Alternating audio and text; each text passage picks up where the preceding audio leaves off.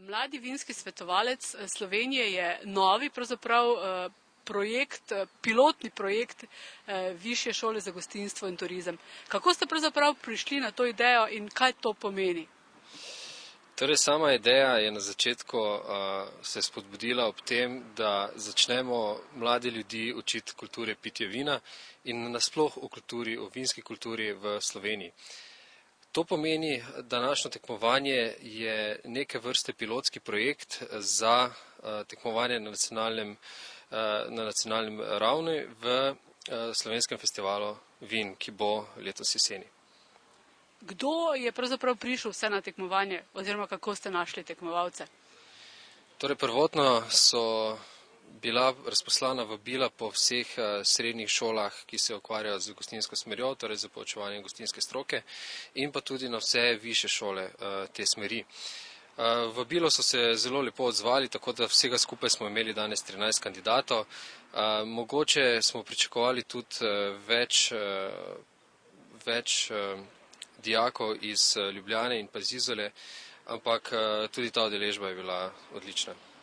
Kaj vse so pa morali pokazati? Torej, tekmovanje je bilo sestavljeno iz 4 sklopov. Prvi sklop je bil pisni del, kjer so odgovarjali na čisto določena vprašanja o someljejstvu, o vinu in tako dalje. Naslednjo so pa bili 3 sklopi, ki so predstavljali praktični del tekmovanja. En del je bil postrežba penine, drugi del je bil postrežba mirnega vina, torej ali rdečega ali belega, in pa tretji del je bil degustacija z opisom vina. In kateri del je bil najtežji? Po rezultatih, ki smo jih na koncu tekmovanja pregledali, je še vedno bil retorični del, torej opis vina in pa degustacija. In kdo je bil najboljši? Torej, najboljši je bil, verjeli ali ne, naš študent Kristjan Anderlič. To se pravi, to je bil študent, ki je skoraj postal tudi ambasador gostoljubja. Res je, on je bil med nominiranci, ampak bil je zelo blizu. Ste mladi slovenski svetovalec vina, zmagovalec prvega tekmovanja. Kako je bilo pravzaprav pripravljati se na tekmovanje? Pripravljati se na tekmovanje je bilo kar zahtevno, saj je bilo potrebno obdelati vsa slovenska vina, vse vinorodne dežele in njihove značilnosti. Koliko znanja vam je dala tu višja šola? Tukaj zagotovo je bila višja šola, je dosti pripomogla k temu, da sem danes ta naslov osvojil. Kaj je bilo na tekmovanju najtežje?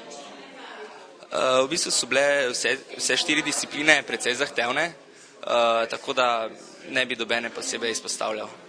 Koliko tega znanja uporabljate v domačem lokalu?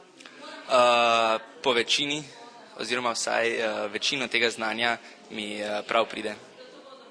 Pravijo, da mladi ne znajo piti.